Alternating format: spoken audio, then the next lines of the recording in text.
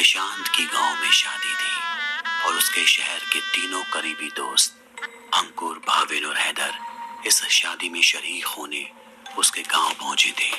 اس سے پہلے انہوں نے کبھی گاؤں نہیں دیکھا تھا، یہ ان کا پہلا موقع تھا۔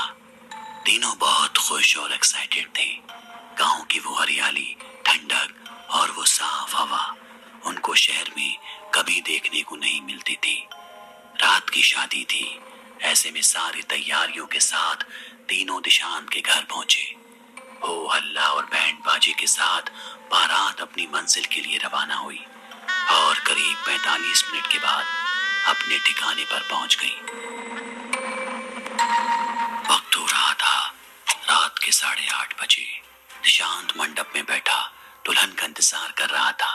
تبھی بھاون کو کچھ خیال آیا اور تباک سے بولا، بھائی میں نے راستے میں دیکھا یہاں بہت سارے کھیت ہیں اور آس پاس پورا سناٹا، اپنی پارٹی کے لیے پرفیکٹ لوکیشن ہے، چلے کیا؟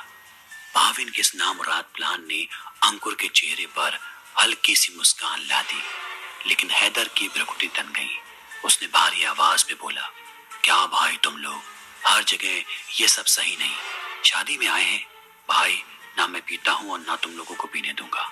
مگر حیدر کی بات کا بھاون اور انکر پر کوئی فرق نہیں پڑا۔ دونوں نامعلوم کتنے دنوں سے اس کھڑی کے انتظار میں تھے۔ بھاون نے بیگ سے سامان نکالا اور کانچ کی ٹنٹناتی بوتلوں کو دونوں ہاتھوں میں دو پکڑ کر سنسان کھیت کی طرف بڑھنے لگا۔ ادھر شادی کا باجا بج رہا تھا، ادھر بوتلیں کھل رہی تھی۔ دائیں ہاتھ کی پہلی 2 انگلیوں میں سگریٹ پھنساتے ہوئے انکر بولا، واہ بھائی مزہ آ گیا، اور کش لینے کے لیے بھاون کی طرف بڑھا دی۔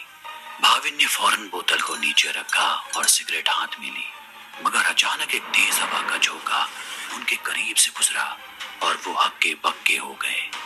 خود کو سنبھالتے ہی پہلی نظر ان کی شراب کی ٹوٹی ہوئی کانچ کی ایک بوتل پر پڑی اور دوسری کھیت کی میڑ پر ان سے بچ کر بھاگتے ایک آدمی پر۔ بھاون بولا، یہی ہے سالا، پکڑو، ہماری پارٹی پر بات کرنے آیا۔ یہ کہتے ہوئے بھاون اور انکر اس آدمی کی طرف دوڑ پڑے۔ یہاں حیدر چلایا، مت جاؤ بھائی، کوئی گاؤں والا ہوگا، مگر تب تک بہت دیر ہو چکی تھی۔ وہ دونوں حیدر کی نظروں سے اوجھل ہو گئے۔ حیدر بھی بھاگا لیکن اندھیرے نے اسے پچھاڑ دیا۔ اب اس کی یہ دوڑ تکے کی تھی، یہ راستہ کہاں جا رہا تھا کوئی اندازہ نہیں، بس فکر تھی کہ وہ اپنے دوستوں کے قریب صحیح سلامت پہنچ جائے۔ قریب 15 منٹ کی اس کی اس اندھی دوڑ نے اسے قبرستان کی دہلیز پر لا کر کھڑا کر دیا۔ یہ بھیانک قبرستان گھنے اندھیرے اور سناٹے کی قید میں موجود تھا۔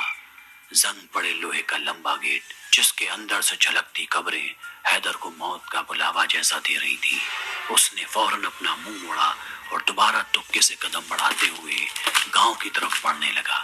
تبھی قبرستان کے اندر سے اسے ہنسنے کی آواز آئی۔ یہ آواز دھیرے دھیرے تیز ہو رہی تھی۔ خوف اب تک حیدر کے ذہن میں اپنی جگہ بنا چکا تھا، لیکن تبھی اسے سمجھ آیا کہ یہ ہنسی تو انکر اور بھاون کی ہے۔ وہ قبرستان کے باہر سے چلایا، بھائی تم لوگ اندر ہو، باہر آ جاؤ، اتنی رات گئے اندر یوں بیٹھنا ٹھیک نہیں۔ قبرستان کے گیٹ سے چیختے حیدر کی آواز کا ان دونوں پر کوئی فرق نہیں پڑا، وہ تو بس ہنستے جا رہے تھے۔ کچھ دیر تک انہیں یوں ہی گھورنے کے بعد حیدر نے محسوس کیا کہ ان دونوں کے علاوہ بھی اس قبرستان میں کوئی ہے، شاید کوئی ایسا جسے وہ تو دیکھ سکتے ہیں مگر حیدر نہیں۔ حیدر نے فیصلہ کیا چاہے کچھ بھی ہو اسے اندر جانا ہی ہوگا۔ وہ دروازے کی طرف بڑھا اور اس پر چڑھنے لگا۔ اس کے ہر ایک اٹھتے قدم کے ساتھ گیٹ عجیب سی چبھن بھری آواز نکالتا۔ کالک سے سنی اس رات نے اسے نامعلوم کس منظر میں پھنسا دیا تھا۔ جیسے وہ قبرستان کے گیٹ کو پار کر اندر قدم رکھتا ہے، پورا ماحول ایک عجیب سی بے چینی کی زد میں پسر جاتا ہے۔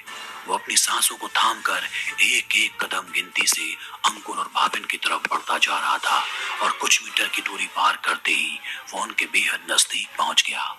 حیدر کو دوبارہ اپنے قریب دیکھ بھاون بولا، کہاں چلا گیا تھا بھائی؟ تجھے ہی ڈھونڈ رہے تھے، یہ دیکھ ہمارے ساتھ کون ہے۔ نشانت کا چچیرا بھائی دھیرج۔ ان کی یہ بات سنتے ہی حیدر بری طرح گھبرا گیا۔ اسے یاد تھا کہ دھیرج کی پچھلے مہینے ہی سڑک حادثے میں موت ہو چکی ہے، ایسے میں وہ یہاں کیسے واپس آ سکتا ہے۔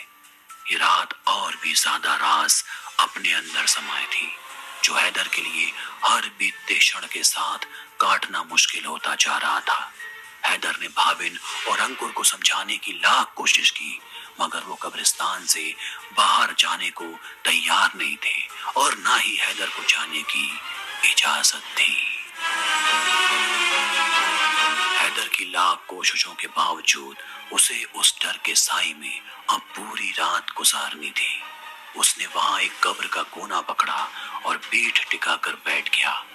یہاں انکر، بھاون اور دشانت کا وہ چچیرا بھائی دھیرج پوری رات باتیں کرتے رہے۔ اس بیچ حیدر نے کئی دفعہ دھیرج کو غور سے دیکھا اور ہر بار ہی اس کی آنکھوں میں ایک عجیب سی بے چینی محسوس ہوئی۔ وقت بیتتا گیا اور اسی ڈر کے سائے میں حیدر کی آنکھ لگ گئی۔ اگلی صبح جب حیدر کی آنکھ کھلی تو اس کا دوست دشانت اس کو اٹھا رہا تھا۔ اس کے آس پاس کافی بھیڑ موجود تھی جو اسے گھور رہی تھی۔ یہ کون لوگ تھے اور اسے ایسے کیوں دیکھ رہے تھے؟ یہی پتہ لگانے کے لیے حیدر اٹھ کر بیٹھا اور پوچھنے لگا، کیا ہوا؟ سب کے چہرے پر ایک عجیب سی خاموشی چھائی ہوئی تھی۔ اس کا دوست دشانت اس کے کندھے پر سر رکھ کر رونے لگا اور بولا، تو زندہ ہے؟ حیدر اس سوال کو سن کر حیرت میں تھا۔ آخر دشانت نے یہ کیوں پوچھا؟ تبھی اسے پتا چلا کہ اس کے باقی دو دوست بھاون اور انکر کی لاشیں قبرستان سے قریب 1 کلومیٹر دور آدھی دفن حالت میں ملی ہیں۔ دشانت نے اس سے پوچھا کہ کیا وہ بتا سکتا ہے کہ کل رات آخر کیا ہوا تھا؟ حیدر کل رات کے ایک منظر کو سوچنے کی کوشش کرنے لگا۔ اس نے دشانت کو بتایا کہ کیسے کوئی پرچھائی ان کے قریب سے بھاگی۔ انکر اور بھاون نے اس کا پیچھا کیا۔ حیدر کو وہ تینوں قبرستان میں زندہ ملے اور صبح ان کی موت کی خبر سامنے آئی۔ ہو نہ ہو ان کی موت کے پیچھے کی وجہ وہ پرچھائی تھی، اور ہو نہ ہو شاید کل کی رات اس نے 3 مرے ہوئے لوگوں کے ساتھ رات گزاری۔